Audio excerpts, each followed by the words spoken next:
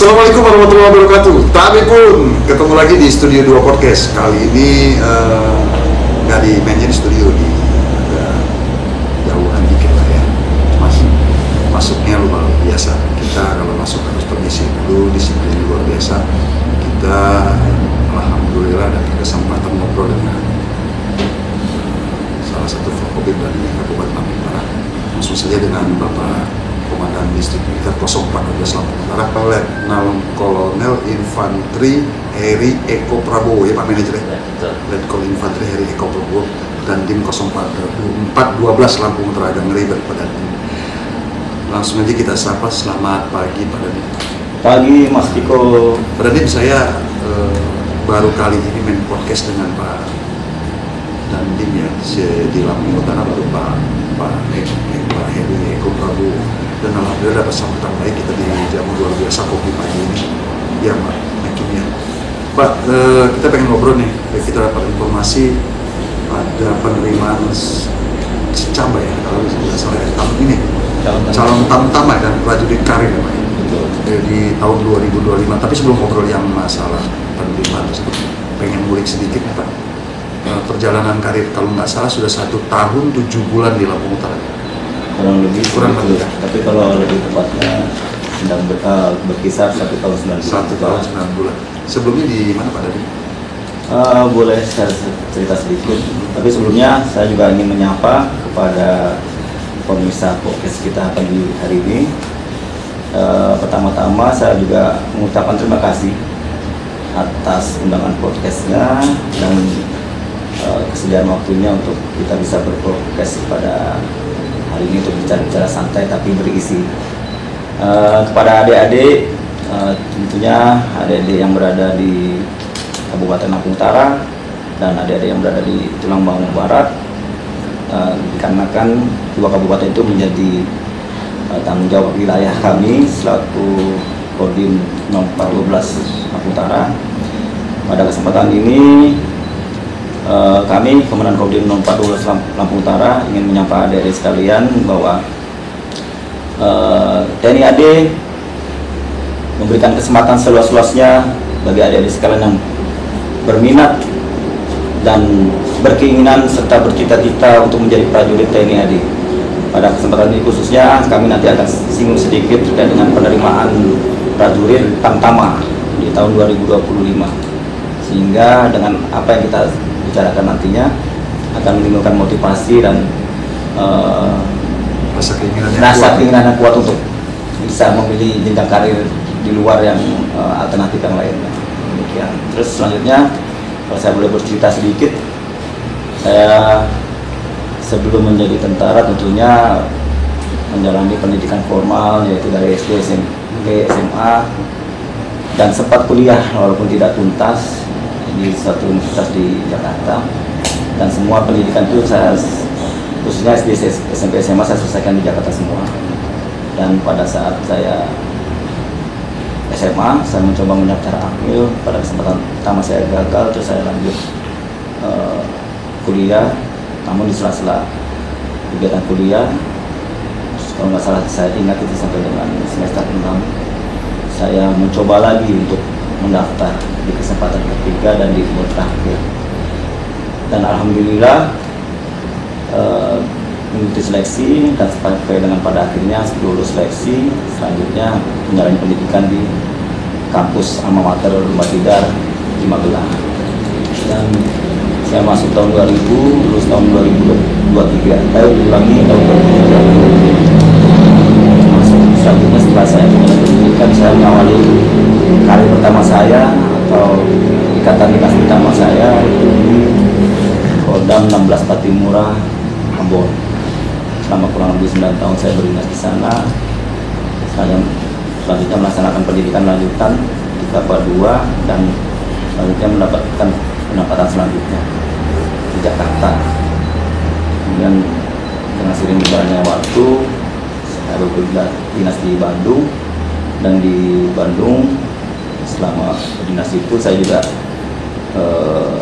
mendapat kesempatan mengikuti seleksi pendidikan Seskoad, dan pada kesempatan ketiga waktu itu saya menjalani pendidikan siswa, terus menjalani selama kurang lebih 1 tahun. Setelah menjalani, lulus, saya mendapatkan penempatan yang berikutnya lagi di Pulau Sumatera, tapi di ujung Sumatera Barat. Ulangi, di ujung paling baratnya Sumatera, di Aceh tepatnya. Ya, tepatnya di Aceh. Berdinas sekitar 1,5 tahun lebih. Saya mengikuti proses jenjang karir berikutnya, itu asesmen untuk jabatan komandan satuan.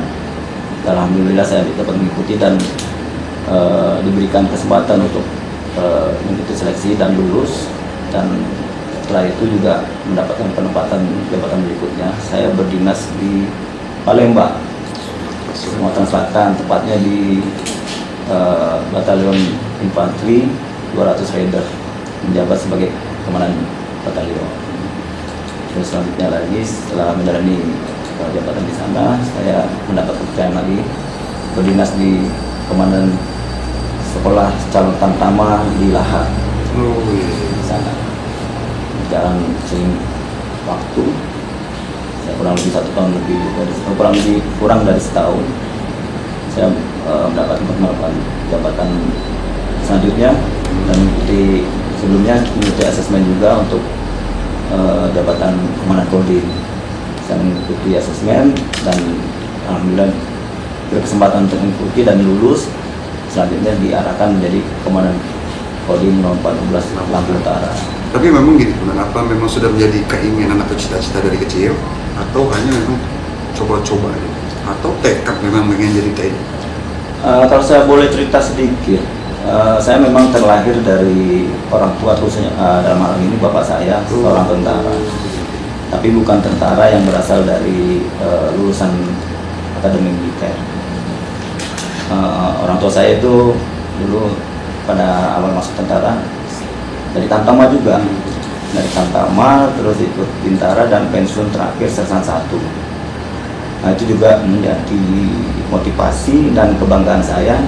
Dan hal ini juga saya bercerita ini juga ingin menggugah kepada adik-adik yang punya kesempatan dan keinginan bahwa jangan berpikir menjadi tentara itu tidak terbatas hanya pada anak tentara, tapi masyarakat biasa pun bisa menjadi seperti itu. Bahkan dari sisi saya pribadi, orang tua saya juga bukan seorang perwira, tapi saya punya keinginan lebih dari orang tua saya. Tapi ada yang menarik nih, komandan. Begitu komandan diterima jadi di sekolah perwira ya, berterima jadi perwira, orang tua ayah anda komandan datang, nanti hormat juga di komandan. Kebetulan saat itu sudah pensiun dulu. Sudah pensiun. Jadi tidak seperti yang kita lihat-lihat pada saat orang tuanya masih aktif, anaknya lulus terus mungkin memberikan salut atau penghormatan. Tapi kebetulan saat itu beliau sudah pensiun. Sebelum cerita komandan, apa yang menjadi motivasi diri komandan pengennya di TNI? Adakah tekad melihat dari sosok seorang ayah yang memang pengabdian untuk negara, atau memang ada sisi menarik yang menjadi batinnya Pak Dandim untuk anggota TNI? Oke, terkait dengan tadi yang ditanyakan di awal, sebenarnya terkait dengan motivasi saya mungkin didorong dari orang tua atau diarahkan, saya boleh cerita tidak ada orang tua untuk mengarahkan, walaupun orang tua dari negara, tapi lebih kepada datang dari pribadi saya. Pertama juga tentunya saya bisa termotivasi itu ada sosok senior yang saat itu kebetulan lulusan dari SMA saya, hadir datang memberikan sosialisasi dengan seragam tarunanya gagah. Nah, itu menjadi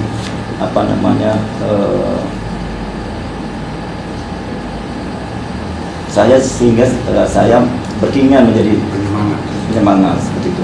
Motivasi saya ingin menjadi senior. Yang awalnya juga, ya mohon maaf kalau bercerita sedikit juga, ya awalnya mungkin coba-coba juga, karena saya juga pada saat itu gagal bersama teman-teman yang lain, ada yang lulus, ada yang saya gagal, lantas mengevaluasi bukan lalu pada kegagalan, tapi mencoba bangkit kembali dari kegagalan yang. Dan ini hal yang menarik kan, setiap dan itu terjadi, daftar sekali gagal, daftar 2 kali gagal, daftar 3 kali, dan akhirnya menjadi pesimis. Anak-anak sekarang adalah nggak mungkin diterima lagi, oh itu pasti banyak duitnya, itu pasti itu gimana? Oke. Saya mungkin tidak mengambil contoh dari pengalaman orang lain, tapi saya coba menggali dan menyampaikan apa yang saya rasakan dan saya alami. Saya sampaikan di sini bagi rekan adik-adik sekalian yang mungkin pada saat saya sampaikan begini pernah mencoba atau ada yang baru akan mencoba mendaftar sebagai prajurit. Saya perlu menyampaikan bahwa mendaftar atau ikut dalam hal seleksi prajurit TNI AD khususnya itu yakin, dan saya tegaskan itu tidak perlu berpikir macam-macam bahwa nanti harus bayar uang dan sebagainya.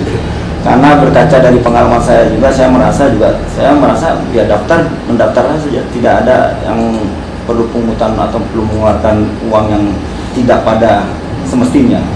Pasti kita mengeluarkan uang, tapi dalam hal kalau kita berangkat dari rumah ke tempat seleksi tes dan pasti kan butuh transportasi ya, seperti itu gambaran saja. Tapi kalau yang di luar itu saya tegaskan tidak ada untuk hal-hal seperti itu. Sehingga saya juga ingin menyampaikan bahwa saya bisa seperti saat ini juga berproses dan berawal dari suatu pernah mengalami kegagalan, dan ya pada akhirnya apa yang saya harapkan bisa saya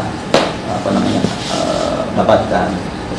Kemudian nanti kita saya tertarik terkait obrolan penerimaan prajurit TNI AD yang gratis, tidak dipungut biaya dan lain-lain. Dan tentunya juga ada regulasi ya setiap orang mendaftar anak-anak sekarang ini yang mungkin nanti diberi keterangan sama Pak Daniel. Tapi sebelum kita ngobrol lanjut, kita lihat di cuplikan berikut ini.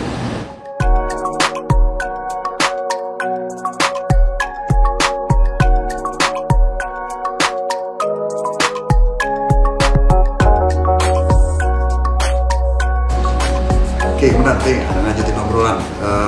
Seperti yang saya pertanyakan di awal, artinya kita mulai disibukkan dengan penerimaan prajurit TNI ya. Itu biasanya dibuka mulai kapan? Nah, tentunya ada persyaratan tersendiri yang harus disiapkan.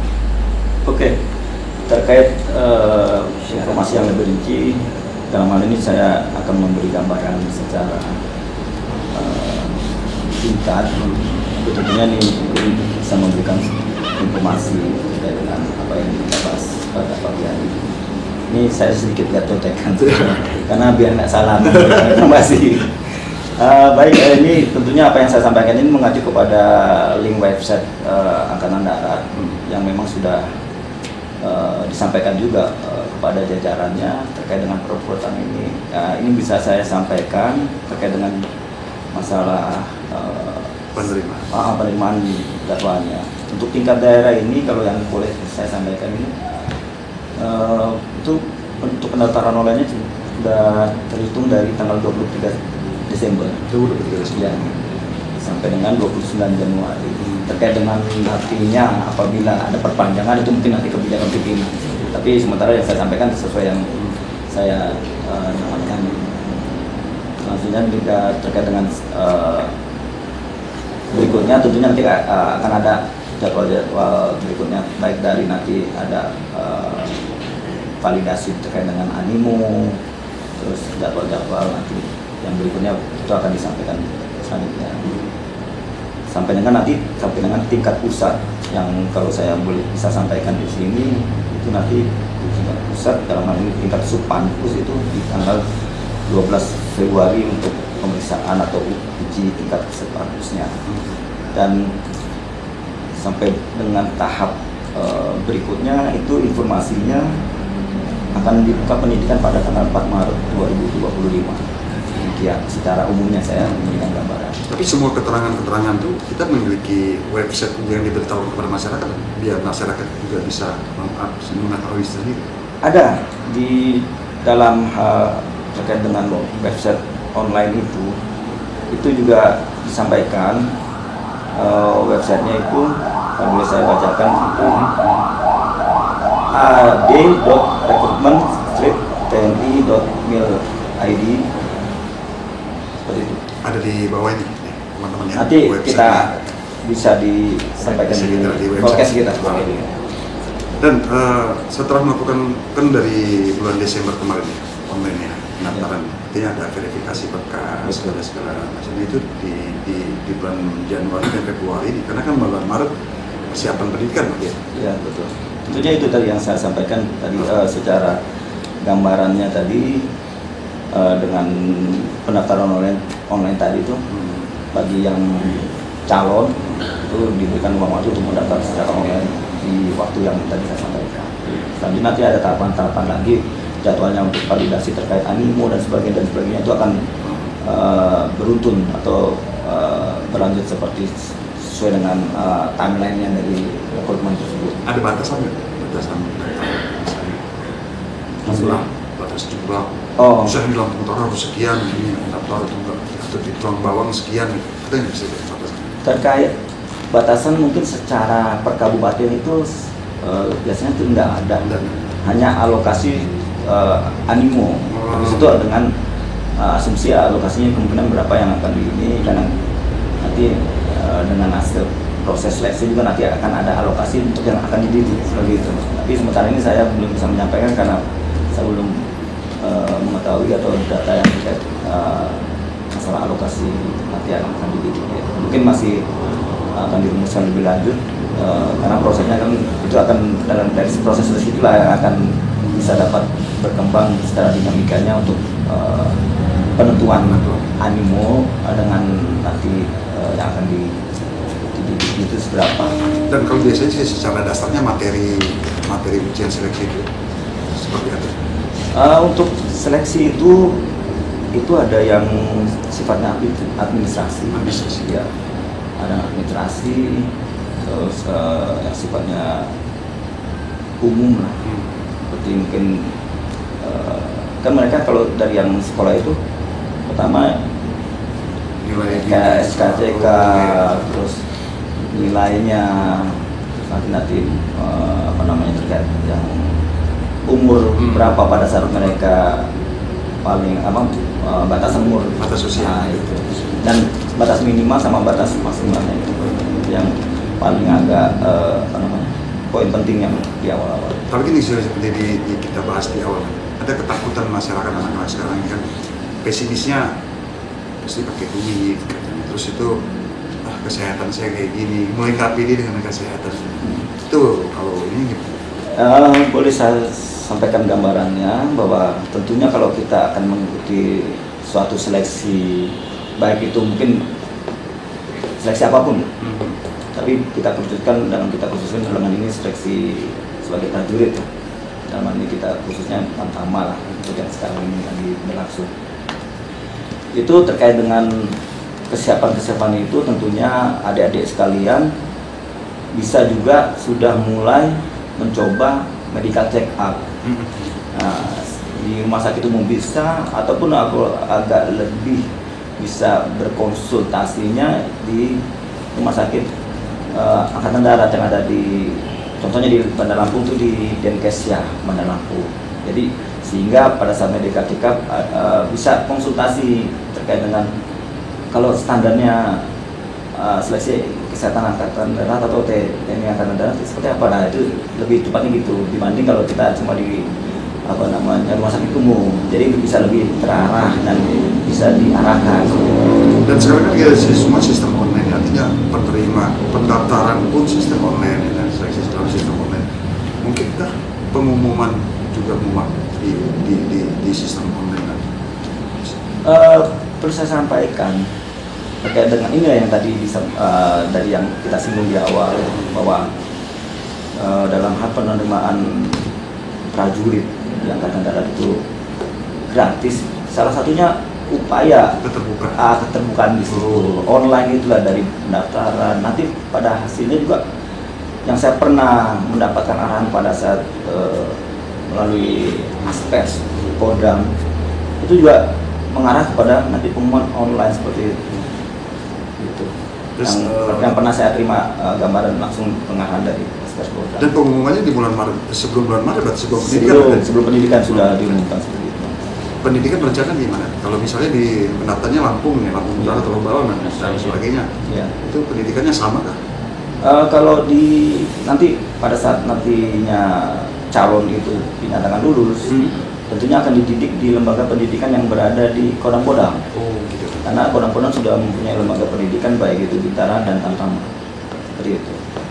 Dan ini banyaknya sekarang Pak Presiden kan sekarang Pak Prabowo Presiden kita memang perhatian kepada TNI kan cukup luar biasa kan, artinya memang termasuk penerimaan sekarang menjadi perhatian khusus beliau. Artinya memang harapan kepada jajaran di bawah TNI bagaimana bisa mengatur semua kegiatan penerimaan TNI ini seperti disampaikan tadi, jujur dan terbuka, dan tidak ada lagi tanda kutip dan jangan coba-coba kan gitu kan. Artinya memang penangkapan komandan pun terhadap penerimaan ini perhatian dalam lingkup di ruang teritorial komandan, mungkinkah lebih dalam keseriusan gitu. Tentunya ini juga kami di Satuan Teritorial juga dihimbau monitoring dan memberikan informasi terkait dengan perkembangan ini, sehingga masyarakat awam atau anak-anak muda yang di Lampung Utara ataupun di Tulang Barat tidak ketinggalan informasi, sehingga yang awalnya mereka punya keinginan tapi karena tidak tahu informasi sehingga bingung kan gitu. Nah, sehingga dengan yang kita lakukan di melalui podcast ini setidaknya mungkin memberikan wawasan atau informasi kepada adik-adik yang berkeinginan untuk masuk tentara. Tentunya ini juga kita juga sesuai dengan arahan komando atas juga. Di prajurit ini ada berapa super? Beberapa penerimaan. Kalau kita bicara skup TNI aja atau lingkup TNI aja, dan itu juga umum sih di jajaran TNI juga. Dalam merekrut itu ada untuk calon prajurit Tamtama, calon prajurit Bintara, dan calon prajurit yang bersumber dari perwira. Gitu. Kalau perwira juga itu ada yang bersumber dari akademi dan dari mahasiswa yang daftar dari Tamtama. Dan biasanya tuh kalau anaknya optimis, nilainya bagus, prestasi luar biasa di sekolah, kepengen daftar tentara, tapi orang tuanya nggak mendukung dengan alasan nanti kamu ditempatkan jauh lemah, kamu anak satu-satunya itu gimana? Kadang-kadang seperti itu ditemukan. Ya, betul. Itu memang kadang-kadang antara orang tua dengan anak bertolak belakang. Sama halnya kayak ya dalam ini, karena mungkin saya terlahir dari orang tua yang dinas sebagai prajurit juga, jadi orang tua juga support saja. Cuma apabila terdapat contoh kasus seperti itu, ya mungkin harapan saya juga antara orang tua dan anak bisa mengkomunikasikan hal itu. Dan mungkin ada informasi yang menjadi pemikiran, rasa kekhawatiran dari orang tua itu. Nah, itu yang mungkin akhirnya menggambarkan yang tadi seperti digambarkan Mas Piko itu, sehingga agak bertolak belakang. Dan kita kan ini nih, kalau teritorial komandan ini, kalau komandan ini kan, mohon maaf dah, mayoritasnya petani ya, penebun, ada rasa ketakutan juga dari orang tua kadang-kadang. Nanti bayarnya mahal, nah dari mana duitnya? Masa bapak kan sudah nggak ada kebun lagi, takut kalau daftar bayar gitu. Oh, seperti yang tadi kita ulas di awal, kembali saya tegaskan bahwa memang untuk masuk jadi calon prajurit, saya yakinkan dan tegaskan, silakan dan jangan ada pikiran bahwa harus ada sejumlah duit yang disiapkan untuk ya katakanlah membayar terhadap sesuatu yang dia perlu gitu. Tapi kalau yang tadi seperti yang saya contohkan gitu ya itu wajar gitu kan. Tentunya juga nanti pun pada saat di pendidikan ya terkait dengan perlengkapan selama pendidikan dan mungkin makannya itu sudah difasilitasi oleh negara. Jadi dari awal perekrutan sampai dengan nanti pendidikan ya bisa diibaratkan ya semua gratis. Dan misalnya ada nanti laporan dari masyarakat nih, itu Pak Dandi ada yang coba-coba ini nyalo tuh ngasih tahu kalau mau daftar jadi tentara sama aku nanti bayarnya sama aku, pokoknya dijamin lulus. Tentunya itu nanti kita juga kita monitoring karena itu kan apa namanya seperti tadi yang saya sampaikan, kita tidak menghendaki terjadinya hal seperti itu. Dan diharapkan masyarakat turut lapor kemana? Ya, kalau bisa laporkan kepada pihak Kodim kalau memenuhi seperti itu. Saya juga berpikiran jangan sampai nanti masyarakat hanya sekedar jadi korban. Betul. Itu dimanfaatkan oleh oknum. Karena komitmen TNI tentunya setiap pendaftaran TNI digratiskan dan tanpa biaya, kecuali kalau mau dari kampung mau ke seperti yang tadi saya sampaikan, misalnya kalau dari kampungnya mau pakai ojek terus bayar ojek ya itu kan misalnya bayar yang memang pengeluaran yang semestinya, bukan pengeluaran yang di luar yang tadi disinggung. Dan sedikit coach saja, sedikit bimbingan aja sih, sebocoran dari komandan dah. Kan prosesi masih pendaftaran ya, belum seleksi A, B, C, D, E sampai di penerimaan. Tentu setelah pendaftaran ada motivasi komandan, anak-anak sekarang yang mendaftar olahraganya rajin, jangan begini, jangan begitu. Betul, mungkin saya sekedar memberikan gambaran lagi terkait dengan jangan hanya keinginan mendaftar, tapi juga perlu memikirkan kesiapan. Kalau mungkin kesiapan secara administrasi sudah disiapkan, silakan, atau boleh saya katakan persiapkan juga terkait dengan nanti yang sifatnya nanti seleksi yang butuh kesiapan fisik, gitu. Seperti renang, lari, atau kalau kita di istilah kita garjas, kesegaran jasmani, di mana paket kesegaran jasmani itu ada lari 12 menit kalau apabila tidak ada perubahan, terus pull up, sit up, terus renang dan lain sebagainya yang sudah ditentukan materi tesnya. Selanjutnya lagi jangan lupa tes akademis. Nah, seperti itu kalau ada tes akademis atau tes potensi akademik tentunya ya harus dipersiapkan juga secara materinya. Jangan sampai nanti hanya berpikir tentara itu harus hanya fisik. Tidak juga, tentara juga harus punya kemampuan akademis. Dan berikutnya lagi tes psikologi yang gak kalah penting. Nah itu juga istilahnya perlu disiapkan juga. Dan pola makan mulai diatur? Kalau pola makan tentunya kalau apabila mau diatur tentunya apabila overweight. Ini ada yang sifatnya overweight dengan yang berat badannya masih kurang. Karena pada saat nanti tes kesehatan itu juga, atau tes postur nantinya di materi tes postur itu nanti akan ditimbang. Itu ada batasannya. Gitu. Jadi nggak bisa batasannya terlalu kurus. Nggak bisa juga terlalu gemuk. Kalau terlalu gemuk juga itu akan mengurangi dari sisi penilaian. Nah gitu. Dan harapannya ideal dengan antara berat badan dengan tinggi badan dengan rumusan itu tadi yang berat badan dikurang tinggi badan dikurang berat badan misalnya seperti itu. Dan kita mau masukin mungkinnya nanti kan sudah mulai proses pendaftaran dan lain-lain. Ini ada tip khusus atau bocoran khusus dari komandan biar yang mau daftar nggak sanksi, takut nggak diterima dan bisa dijamin langsung lulus. Mungkin ada tips khusus dari tapi jangan bocor itu, kita lihat cuplikan berikutnya.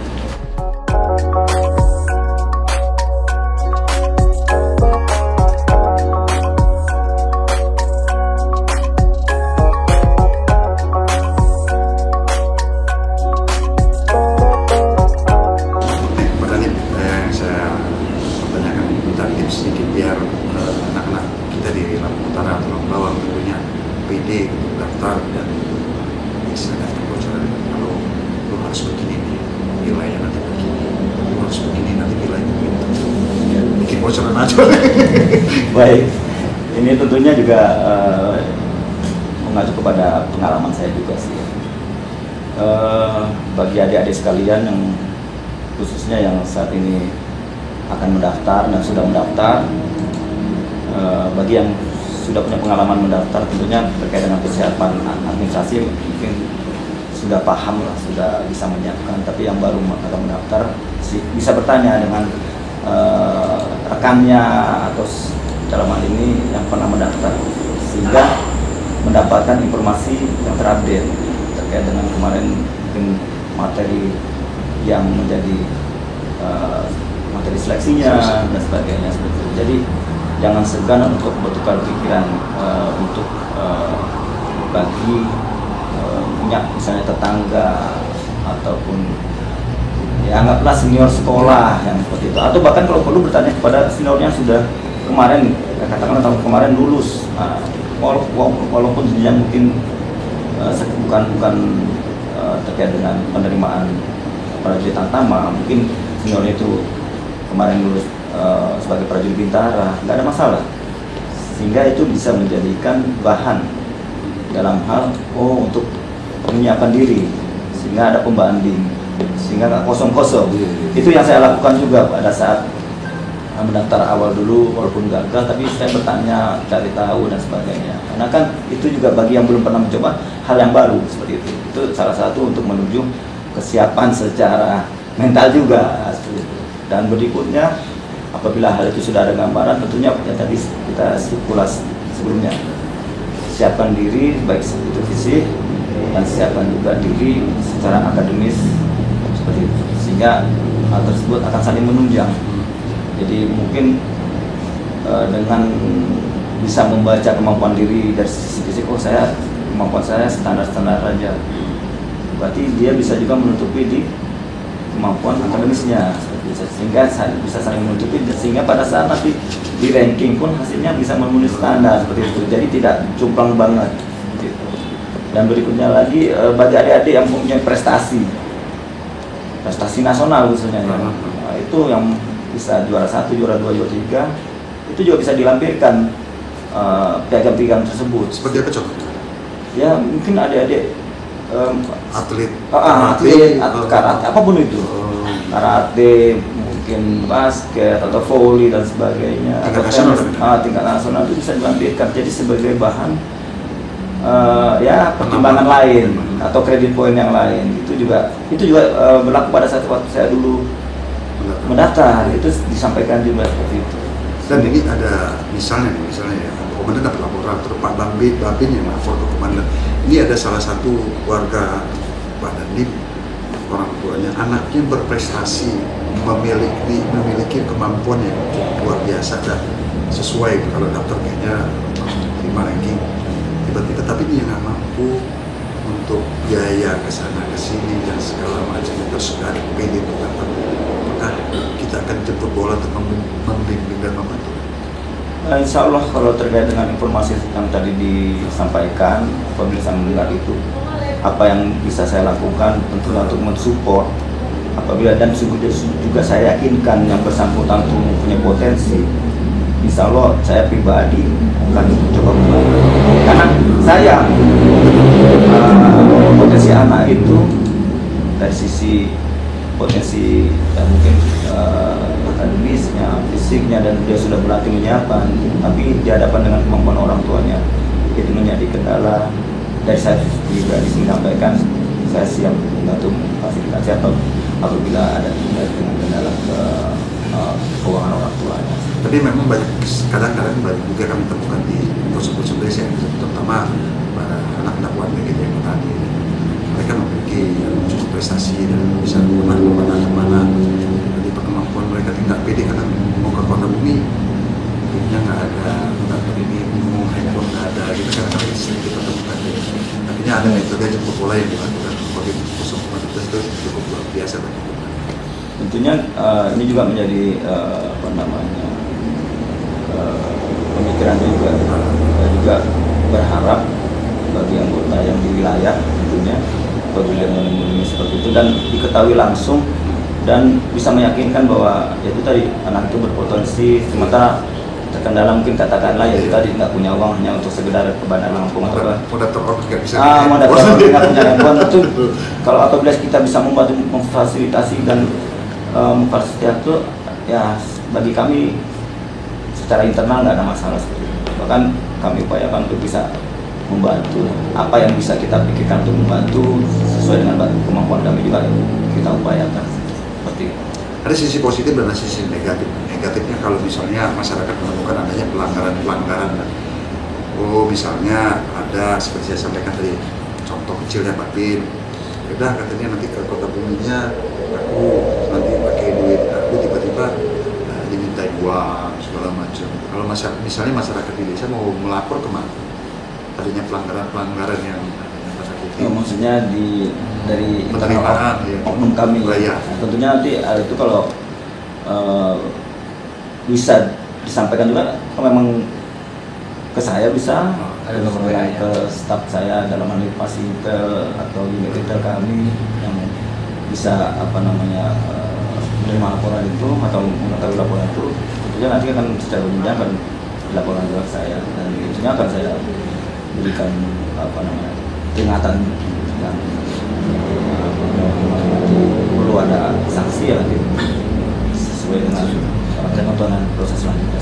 Berarti komitmen Kodim 015 di teritorial Lampung Utara, Tulang Bawang benar-benar ingin anak muda ya, generasi penerus yang punya keinginan kuat terdaftar siap untuk membantu ya, ini menjadi fokus perhatian. Apabila ada temuan-temuan dan lain-lain, siap juga memandang turun berbulan lain-lain. Insya Allah komitmen itu akan kita coba lakukan, dan dengan yang kita lakukan sekarang ini salah satu juga upaya untuk mentransfer informasi kepada masyarakat yang mungkin ada keraguan dan mungkin mendengar informasi kan penerimaan atau sesi kurban ini harus uang dan sebagainya. Dan ini saya terjadi di zaman saya soalnya jadi waktu saya di SMA saya diperokok keras, ada pendaftaran, saya mau daftar terus dibocorin sama teman, kalau lo mau daftar lo minum ini dulu, jadi itu nanti lagi nikotin segala macam. Itu sedikit sering terjadi. Terkait itu mungkin pernah terjadi juga di saya.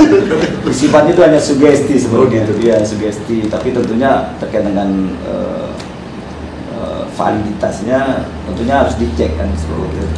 Walaupun kita mungkin perokok, tapi kalau dari sisi masih dalam hal dicek kesehatan organ dalamnya masih dalam kategori tidak bermasalah dengan penilaian kategori kesehatannya, mungkin ya bisa juga. Cuman itu tadi himbauan saya bagi adik-adik yang mau mendaftar ya jangan merokok gitu, karena ya terkait dengan di iklan rokok juga kan rokok merusak kesehatan.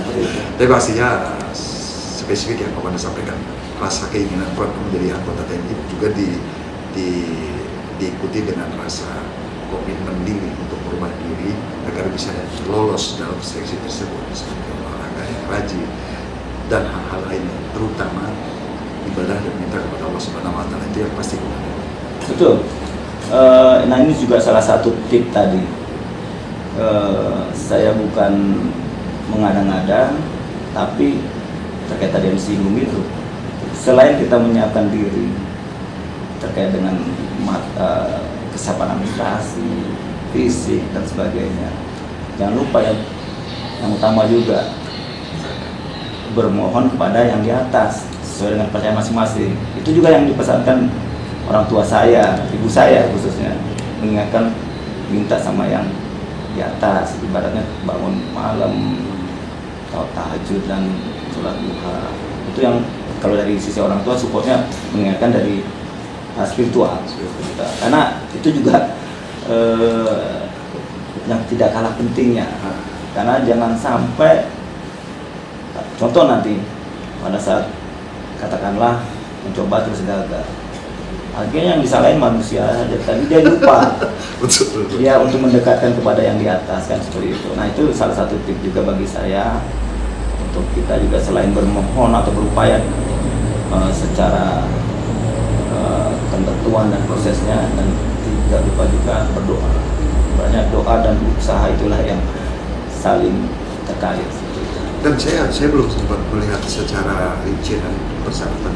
Apakah boleh, misalnya ini anak SMA ini masih akan mengikuti ujian nasional gitu ya, tapi sudah pembukaan ini, apakah boleh ikut mendaftar gitu? itu saya lakukan. Oh gitu ya? Iya, pada saat saya kelas 3 ada pembukaan, saya mendaftar sambil menunggu ujian sampai Tanas waktu itu, sambil menunggu, bahkan sampai menunggu saya udah mendaftar nih, tinggal nunggu nilai NEM. Gitu. Itu akhirnya nanti pada saat nanti keluar nilai NEM, nah akhirnya ketahuan. Saat itu kan kita masih kayak NEM, waktu itu ada standar NEM, paling minimal berapa. Nah itu apabila nanti kalau pada saat udah pengumuman NEM saat itu yang saya alami, apabila NEM-nya tidak masuk dalam batas minimum, ya berarti dia udah secara sadar diri nggak akan lanjut. Tapi ada persyaratan itu? Bisa ikut tapi ada ketentuan ya? Maksudnya? Misalnya anaknya masih yang seperti saya sampaikan tadi ini masih ikut ujian nasional misalnya, atau bahkan mengikuti ujian nasional dulu, ini sudah kepala terbuka, dia pengen buru-buru daftar. Ya itu nantinya terkait dengan yang di teknisnya kan dilihat nanti secara administrasinya pada saat buka pendidikan dia umur gitu. Iya. Umur berapa minimalnya dan maksimal berapa, nah itu yang nanti akan bisa ketahuan. Pada saat saya contoh ada saya di Kodam Jaya kalau saya daftar itu ada administrasi, oh kamu belum bisa, umurmu masih kurang, gitu. Jadi pada saat sebelum lulus pun kalau memang ada yang mau mendaftar ya bisa juga, tapi nanti itu tadi akan diseleksi melalui batasan umur minimal dan batasan umur maksimalnya itu. Kalau dalam hal batasan umur minimalnya dihitung menurut ketentuannya itu dia masih memenuhi syarat, dia bisa berlanjut. Tapi kalau pada saat mendaftar dicek, nah ini sudah bisa terseleksi di situ. Jadi tapi kalau umur maksudnya kalau dia masih kelas 2 ya nggak mungkin. Biasanya kelas 3 lah ya yang jarang lulus itu. Ya pastinya pendaftaran masih dibuka sampai di 29 Januari ini. Ya, itu pun nanti kalau apabila ada kebijakan mungkin mengingat animo sementara masih kurang, itu juga terkait dengan kebijakan komando atas atau pimpinan bisa juga diperpanjang. Tapi itu tentunya masih harus menunggu petunjuk selanjutnya. Saya masih pengen ngobrol banyak tapi manajer saya sudah berdiri tapi gini aja gitu ya. Ya kan? Dan mudah-mudahan nih masyarakat generasi muda tentunya karena jadi kita di Lampung Utara ini kan cuma bawang animonya cukup luar biasa mendaftarkan TNI saat ini, dan peluangnya masih cukup lama sampai di akhir Januari ya. Masih cukup lama, lagi minggu depan libur ya Pak Manajer, jadi ada kesempatan untuk mendaftar sistem online di yang penting prestasi ya. Prestasi.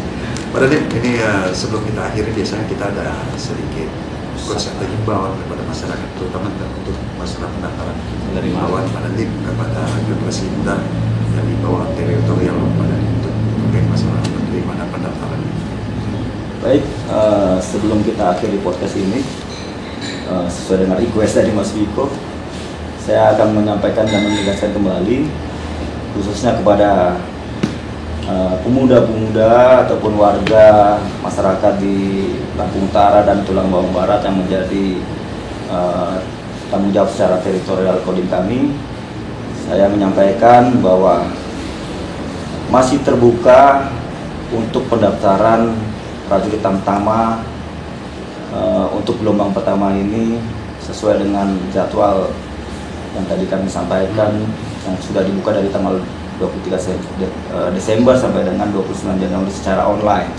Sehingga mari adik-adik sekalian yang berkeinginan dan bercita-cita menjadi prajurit berbondong-bondong untuk mendaftar secara online dan siapkan diri kalian sesuai dengan ketentuan yang diminta, baik secara persyaratan umum, persyaratan lain dan tambahan yang sifatnya administrasi, maupun juga siapkan diri kalian dari sekarang. Jangan sampai kalian hanya sekedar ikut-ikutan atau tidak menyiapkan tapi pengen lulus seperti itu.